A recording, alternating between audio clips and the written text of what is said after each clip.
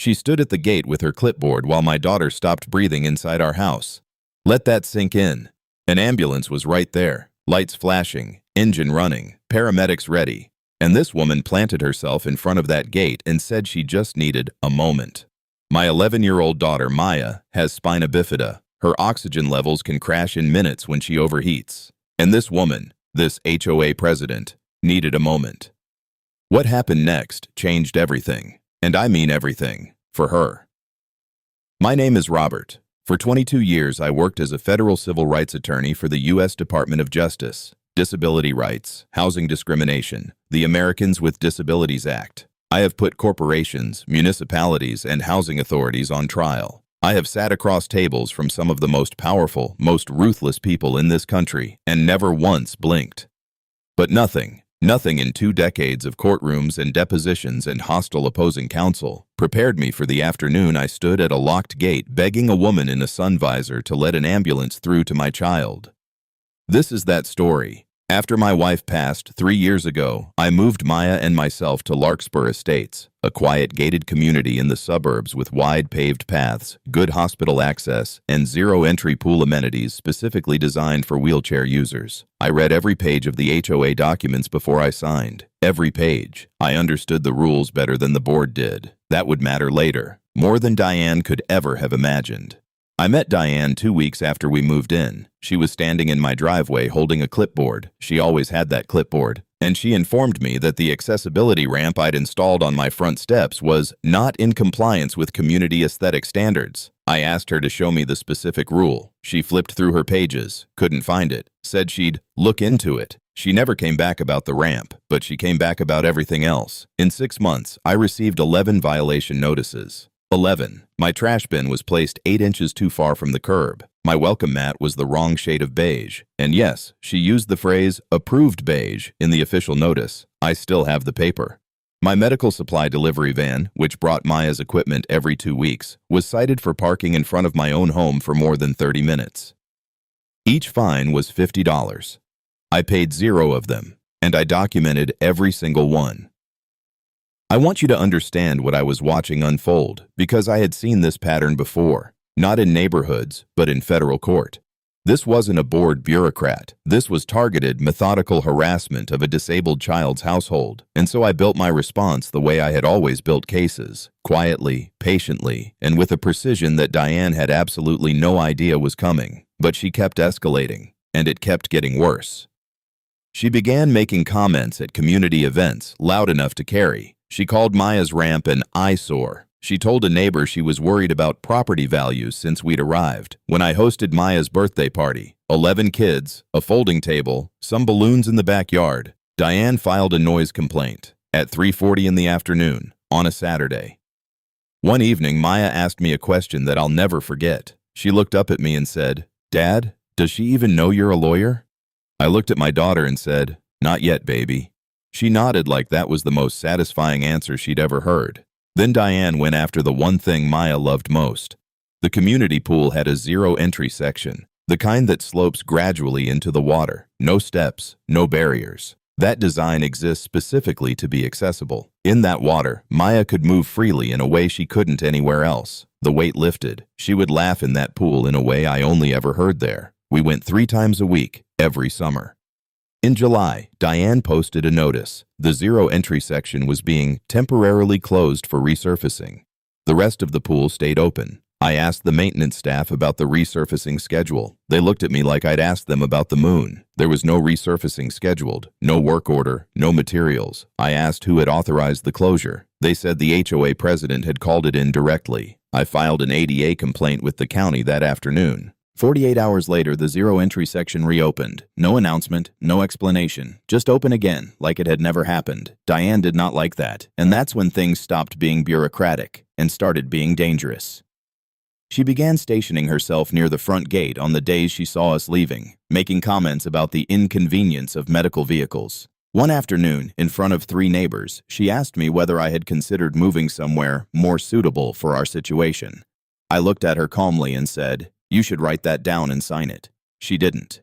I wrote it down instead. I had been writing everything down. August 15th, 94 degrees. Maya had been inside all morning, restless the way she gets when being still starts to feel like a trap. Her nurse had left an hour before. I was on a work call in my office. Maya, being Maya, stubborn, independent, endlessly Maya, decided she would wait for me on the front porch. 10 minutes, maybe 15. In the shade of the overhang, with a glass of water. It was too hot. I didn't know she'd gone outside. When I walked out and saw her, my whole body went cold. Her lips had that grayish color I have learned to fear more than anything else in this world. Her hands were shaking. She was trying to breathe and couldn't get a full breath. I grabbed her. I grabbed her emergency kit. I called 911. The dispatcher told me an ambulance was 4 minutes out. Keep her calm. Keep her cool. 4 minutes. 4 minutes felt like a lifetime. I heard the siren before I saw the lights, and then I watched the ambulance slow down and stop. It stopped at the front gate. That gate is supposed to open automatically when there is an active 911 call. That's not just common sense. That is written into the HOA's own emergency procedures document, the one I had read and kept a copy of. But the gate was not opening because it had been manually overridden. Someone had disabled the automatic function. And standing at that gate, clipboard in hand, sun visor on, arms crossed, was Diane. She was explaining to the paramedics that she was updating the gate system and needed to enter the code manually. I don't know how I covered that distance. I was at that gate before I knew I was moving. I stood in front of her and I said, and I want to be clear, my voice was completely level. I did not raise it, not once. I said, "Open this gate right now, or I will have you arrested for obstruction of emergency medical services." She told me I was overreacting. She said she just needed a moment. The paramedics overrode the gate from their side. It took them 1 minute and 40 seconds longer than it should have. For a child with Maya's condition, in that heat, 1 minute and 40 seconds is not a small number. Maya spent 2 nights in the hospital. Oxygen support, IV fluids, monitoring around the clock. I sat in that room the first night after she fell asleep and I stared at the ceiling and I made a list. Not a list of everything Diane had done. I already had that. Months of it. Documented, dated, photographed, time-stamped, witnessed. I made a list of every phone call I was going to make in the morning. Here is what Diane did not know. I was not just a private attorney. I was a former senior attorney for the Civil Rights Division of the United States Department of Justice, specializing in disability rights enforcement and housing discrimination under the Fair Housing Act and the Americans with Disabilities Act. I had personally litigated cases against municipalities, corporations, and housing authorities. I had helped draft enforcement guidance currently being used by federal investigators across the country. In my phone contacts, I had the direct line of the regional director of the HUD Office of Fair Housing, 3 senior partners at the largest civil rights litigation firm in the state, and a former colleague who was now a sitting federal judge. I called all of them the next morning. The investigation that followed was not loud. Federal fair housing investigators don't arrive with sirens. They arrive with document requests and very specific questions and all the time in the world. They reviewed 3 years of HOA records, every violation notice issued across the entire community, every board meeting minute, every piece of official correspondence. What they found was a pattern that was impossible to explain away. In 3 years, the only household in Larkspur Estates to receive more than 2 violation notices was mine. The only accessibility feature ever closed for non-emergency reasons was the zero-entry pool section. The only time the emergency gate override had ever been engaged during an active 911 call, the only time in the community's entire history, was August 15th.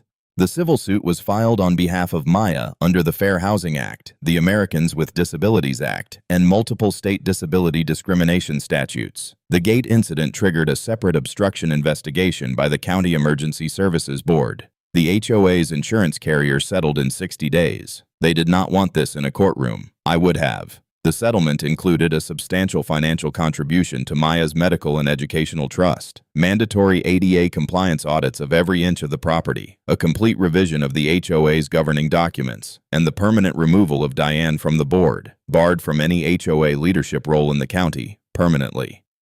Diane also faced the County Emergency Services Board over the gate. I testified. Both paramedics testified. The findings were not in her favor. The last time I saw Diane was at the settlement mediation. She looked smaller than I remembered. Not smaller in height, smaller in the way people look when they finally understand the full weight of what they've done and what it has cost them. She didn't speak to me. She didn't look at Maya. Maya had asked to come. I told her it might be boring. She said that wasn't possible. She sat in that conference room in her wheelchair with her tablet and her colored pencils, drawing quietly while the attorneys talked and the papers were reviewed. When it was over, when the last signature was on the last page, she looked up at me and said, "Dad, did we win?"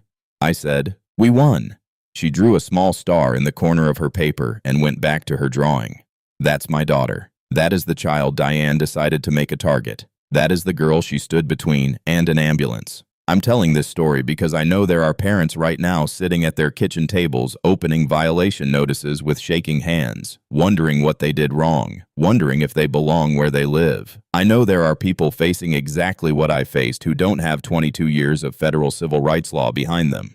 You don't need it. The law is already there for you. Document everything. Date everything. Take photographs. Keep emails. Learn about the Fair Housing Act and the ADA. Contact your local HUD office. It's free. Many civil rights attorneys take housing discrimination cases on contingency, which means no money up front. You are not as powerless as they want you to feel. Maya still goes to the pool 3 times a week. The zero entry section is always open. The gate opens automatically, exactly the way it was always supposed to. And Larkspur Estates is very, very quiet.